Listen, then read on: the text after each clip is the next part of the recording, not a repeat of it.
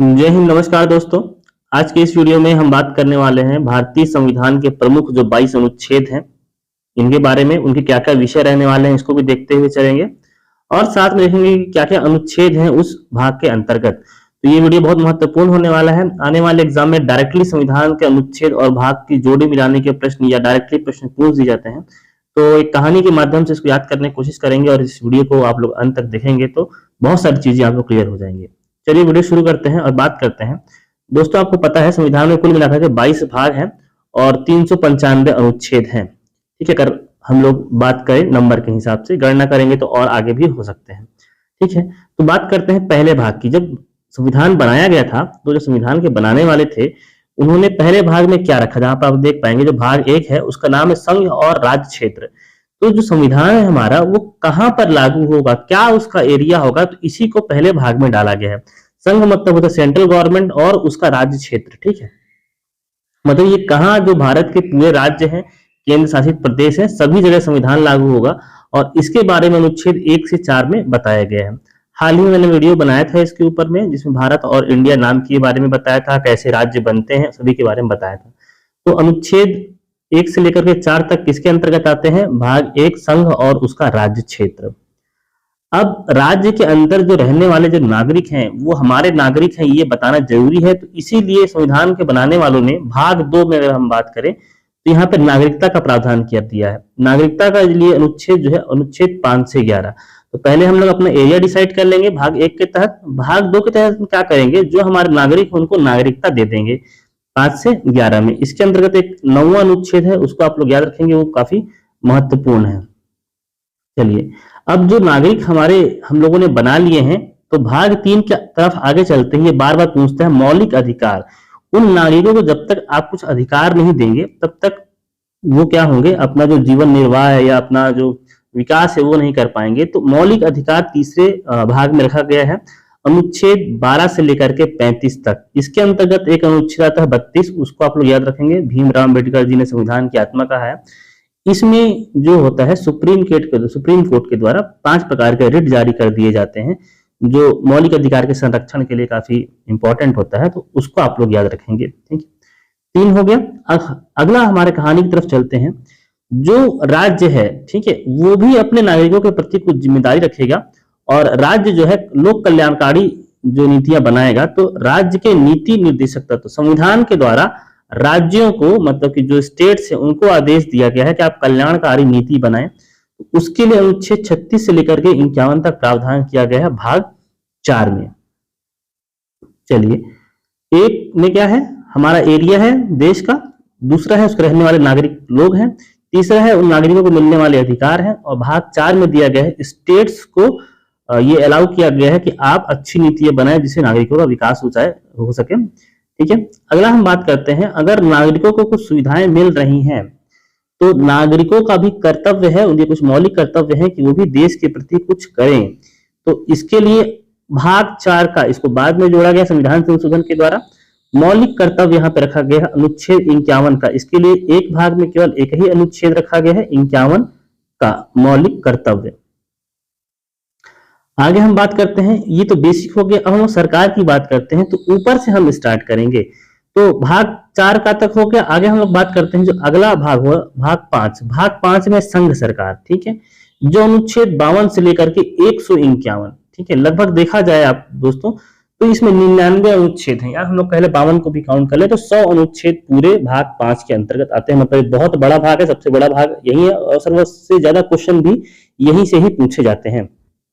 तो भाग 5 में क्या, संघ सरकार। तो इसमें आपका संसद हो गया, लोकसभा हो गया, राज्यसभा हो गया, मंत्रिमंडल हो गया, उसके महान्यायवादी हो गए, उसके सुप्रीम कोर्ट हो गया। ठीक है, ये सारी चीजें हैं जो इसके अंतर्गत आ जाती हैं अनुच्छेद 52 से लेकर के 51 तक। याद रखेंगे, बहुत इंपॉर्टेंट है भाग 5। तो 1 से 5 तक आप लोग याद होंगे। पहले हमको एरिया डिसाइड कर लेना है, फिर उसके नागरिकों को लिए नागरिकता दे देनी है, उनको मौलिक अधिकार देना है, राज्य को बता देना है कि आप लोग क्या काम करें, फिर नागरिकों के कर्तव्य होंगे मौलिक कर्तव्य भाग 4 का, और भाग 5 में आता है संघ सरकार 52 से लेकर के 151 तक। आगे हम बात करते हैं दोस्तों कि अब नीचे वाले सरकार की तरफ आते हैं, भाग 6। भाग 6 में क्या हम कहेंगे, राज्य सरकार। राज्य सरकार का जैसे अनुच्छेद ये संघ सरकार खत्म होता है, वहां से राज्य सरकार का अनुच्छेद चालू होता है 52 से लेकर के 237 तक, 152 से लेकर के 237 तक जो अनुच्छेद है वो है राज्य सरकार के लिए। जितने भी स्टेट्स हैं भारत में वो सभी लोग इसके अंतर्गत आएंगे और काम करेंगे। भाग 7 की तरफ चलते हैं। पहली अनुसूची के भाग खा के राज्य, इसको खत्म कर दिया गया, निश्चित कर दिया गया है। जो पहली अनुसूची थी उसमें राज्यों की भी कैटेगरी बनाई गई थी, भाग का के राज्य, भाग खा के राज्य, गा के राज्य और घा के राज्य, तो उसको अब खत्म कर दिया गया। 7 इंपॉर्टेंट नहीं है, इसको अब 238 अनुच्छेद था इसमें, इसको खत्म कर दिया गया है। तो सेंट्रल गवर्नमेंट हो गया, स्टेट गवर्नमेंट हो गया, अब संघ राज्य क्षेत्र भी आएंगे। ठीक है, संघ राज्य क्षेत्र मतलब यूनियन टेरिटरीज की हम लोग बात कर लेते हैं। भाग 8 में संघ राज्य क्षेत्र, अनुच्छेद 239 से लेकर के 242 तक। ठीक है, तो ऊपर से जा रहा है, विकेंद्रीकृत हो रहा है। ठीक है, और नीचे हम लोग जाएंगे, राज्यों के भी नीचे चलते तो हमको मिलेंगी ग्राम पंचायतें। तो भाग 9 में यहाँ पे लिखा गया है ग्राम पंचायतों का वर्णन किया गया है। अनुच्छेद 243 से लेकर के 243 का से णा तक, मतलब ए बी सी डी ऐसे करके इसके अंदर बहुत सारे अनुच्छेद रखे गए हैं। तो पंचायतों को जो भी जरूरत होती है सारी चीजें इसके अंतर्गत रख दी गई हैं, जैसे उन लोग का निर्वाचन करना, वित्त आयोग बनाना, इलेक्शन करवाना, जो भी उनकी चीजें होती है सब इसके अंतर्गत कर गई होंगी। क्या क्या एज रहेगी, क्राइटेरिया रहेगी, सब भाग 9 में पंचायतों के अंतर्गत।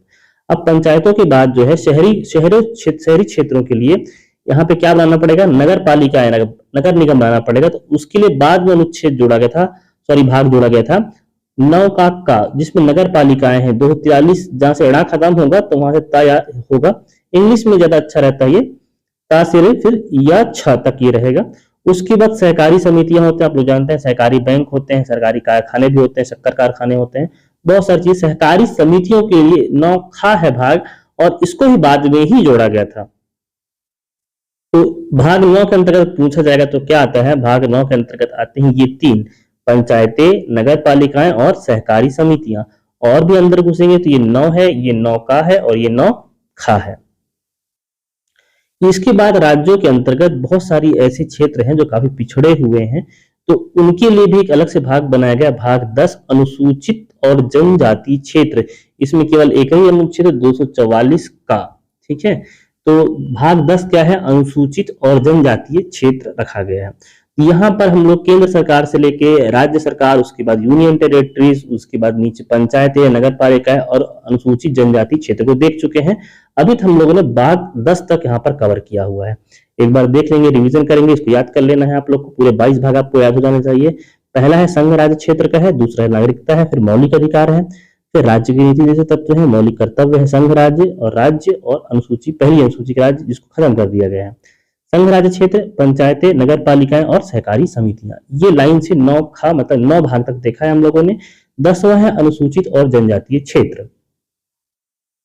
इसको अब बात करते हैं 11वें में क्या है। अब हम क्या करें, संविधान बनाने वाले सोचा होगा सब चीजें तो हो गई, लेकिन और भी चीजें बची हुई है। तो संघ और राज्यों के मध्य संबंध, जो केंद्र सरकार है और राज्य सरकार से क्या संबंध रहेंगे, उसके बारे में 245 से 263 अनुच्छेद रखे गए हैं। तो जो संबंध होते हैं जनरली 3 प्रकार के होते हैं। एक विधायी संबंध होता है, मतलब यहाँ से प्रस्ताव भेजा जाएगा, वहां से आया जाएगा, ये विधायी संबंध हो गया। एक होता है वित्तीय संबंध, फाइनेंशियल, ठीक है, मतलब पैसे का लेन देन जो होता है, वित्तीय संबंध, विधायी संबंध। और तीसरा होता है एडमिनिस्ट्रेशन, प्रशासनिक संबंध होते हैं, जैसे कि आईएएस ऑफिसर, ये सब जो ऑफिसर वगैरह होते हैं, प्रशासन से जो भी चीजें होती हैं वो सब प्रशासनिक संबंध होते हैं। तो केंद्र और राज्य के बीच जो संबंध रहेंगे उनके बारे में बताया गया भाग 11 में, संघ और राज्यों के बीच संबंध। ये बहुत इंपॉर्टेंट है, इसको याद रखेंगे। अगर हम बात करते हैं संघ और राज्यों के बीच की बात होने वाली है थोड़ी सी, अभी यहाँ पर देख पाएंगे वित्त, ठीक है, पैसे का, संपत्ति, संविदाएं और वाद। ये इंपॉर्टेंट नहीं है बहुत ज्यादा, इसको याद करने की जरूरत नहीं है। 264 से लेकर 300 इसमें अनुच्छेद रखे गए हैं। इसके बाद भाग 13 देखेंगे, भारत के राज्य क्षेत्र के अंदर व्यापार, वाणिज्य एवं समागम। भारत के अंदर आपको अगर व्यापार करना है, ठीक है, तो उसके बारे में जो भी टैक्स वगैरह है, जो भी चीजें होती हैं, उसके बारे में यहाँ पर भाग 13 में कहा गया है। तो 12, 13 और ये बहुत ज्यादा इंपॉर्टेंट नहीं है, आप चाहें तो इसको याद नहीं रखेंगे तो भी काम चल जाएगा। अगला जो इंपॉर्टेंट है उसको हम लोग बात करते हैं, ये सबसे ज्यादा इंपॉर्टेंट है, संघ एवं राज्यों के अधीन सेवाएं। मतलब इसमें लोक सेवा आयोग की बात कही गई है। यूपीएससी की बात करें, ठीक है, यूपीएससी की बात करें या स्टेट पीएससी की बात करें तो उसके बारे में यहाँ पर बताया गया है कि उनका पीएससी कैसे रहेगा, यूपीएससी कैसे रहेगा, उसके बोर्ड ऑफ मेंबर कैसे रहेंगे, कितने लोग उसका एग्जाम लेंगे, सारी चीजें इसमें बताई गई हैं। तो इसके लिए आप 312 अनुच्छेद जो इसके अंतर्गत आता है, ये एग्जाम में पूछा गया है, इसको आप लोग याद रखिएगा। यहाँ पर 312 बीच में आएगा, 8 और 23 के बीच में। 312 अनुच्छेद अखिल भारतीय सेवाओं के बारे में बात करता है, आईएएस, ठीक है, 3 प्रकार के अखिल भारतीय सेवाएं हैं, आईएफएस और आईपीएस, ठीक है, ये तीनों के बारे में जो बात करता है, ये अनुच्छेद 312 के बारे में बात करता है। तो उसके लिए भाग कौन सा, भाग 14 है, ठीक है, अनुच्छेद 14 है। चलिए आगे बात करते हैं। ये अगर इनके मध्य कोई भी जैसे कि जो भी अखिल भारतीय सेवाएं हो गई है और भी कोई बहुत सारी चीजें होती हैं, यहाँ पे अधिकरण रखा गया है अगले में। अधिकरण बहुत ज्यादा इंपॉर्टेंट है। क्यों इंपॉर्टेंट है? क्योंकि ये जो है विवादों का निपटारा करते हैं, ठीक है, जैसे कि कुछ आईपीएस हो गए या आईएफएस हो गए, उनके बीच कुछ डिस्प्यूट हो गया तो यहाँ पे केस चलाया जा सकता है। एक एनजीटी के नाम सुना होगा आप लोगों ने, नेशनल ग्रीन ट्रिब्यूनल, ठीक है, जो पर्यावरण से संबंधित चीजें, यहाँ पे ये फाइन वगैरह भी लगाते हैं 1 करोड़ 2 करोड़ का। एक सेबी के बारे में भी आप लोगों ने सुना होगा, ठीक है, ये शेयर मार्केट पर नियंत्रण रखती है, धोखाधड़ी पर नियंत्रण रखती है। ये जो अधिकरण है, ट्रिब्यूनल्स है, जिनके पास कुछ पावर होती है किसी को पनिश करने की, ठीक है, ये इनके कुछ अपने नियम कानून होते हैं, तो उनको अधिकरण को 14 का में रखा गया है, ठीक है। अगला जो भाग है उसके बाद में बात करते हैं, बहुत इंपॉर्टेंट है, निर्वाचन। इसके बारे में भी रिसेंट में काफी विवादों पे रहा है कि जो निर्वाचन अधिकारी है या जो chief election commissioner of India, उनका चुनाव कैसे होगा। तो इसको आप याद रखेंगे, भाग 15 में है निर्वाचन। 324 से लेकर के 329 अनुच्छेद इसके अंतर्गत रखे गए हैं। निर्वाचन मतलब जो भी सरकारें होंगी उनके लिए चुनाव करवाने का जो जिम्मेदारी है वो निर्वाचन आयोग की होती है। और निर्वाचन आयोग एक संवैधानिक संस्था है जिसका संविधान में भाग 15 में उल्लेख किया गया है। चलिए यहां तक होप्सो उम्मीद करता हूं आपको याद होगा। उसके बाद हम रिवीजन एक बार और कर लेंगे। भाग 16 की बात करता हूं दोस्तों में, कुछ वर्गों के संबंध में विशेष उपबंध, ठीक है, यहाँ पे कुछ विशेष उपबंध रखे गए हैं कुछ वर्गों के संबंध में। मतलब कि जैसे कि अनुसूचित जाति हैं, अनुसूचित जनजाति हैं, ठीक है, तो उनको लोकसभा और राज्यसभा और विधानसभा में आरक्षण दिया जाता है। और जो एंग्लो इंडियन थे उनको भी पहले था लेकिन अभी हटा दिया गया है। साथ में यहाँ पे 338 के आसपास अनुच्छेद आएगा, तो उसमें अनुसूचित जो है जाति आयोग, अनुसूचित जनजाति आयोग, ये सभी का प्रावधान किया गया है। तो इसमें जो है भाग 16 में याद रखेंगे, इसके लिए कुछ विशेष उपबंध रखे गए हैं, ठीक है। भाग 17 में कहते हैं तो राजभाषा की बात होती है, ठीक है। तो राजभाषा में आप लोग को पता है 22 भाषाएं हैं, लेकिन राजभाषा का दर्जा हिंदी को प्राप्त है और संविधान में कुल 22 भाषाएं हैं। तो ये भाषाओं के बारे में जो जानकारी है 342 से लेकर 351 के मध्य दी गई है, ठीक है। अब ये सारी चीजें लगभग हो गई थी। अब उसके बाद सबसे इंपॉर्टेंट जाता है आपातकालीन उपबंध। अगर देश में कुछ समस्या आ जाएगी, आपातकाल की स्थिति रहेगी, तो उसके संबंध में क्या प्रावधान होने वाले हैं, इसके बारे में जो बात कही गई है वो भाग 18 में कही गई है। तो इसमें 352 से लेकर के 360 तक के अनुच्छेद यहाँ पर रखे गए हैं। तो 352 बहुत इंपॉर्टेंट है, राष्ट्रीय आपातकाल।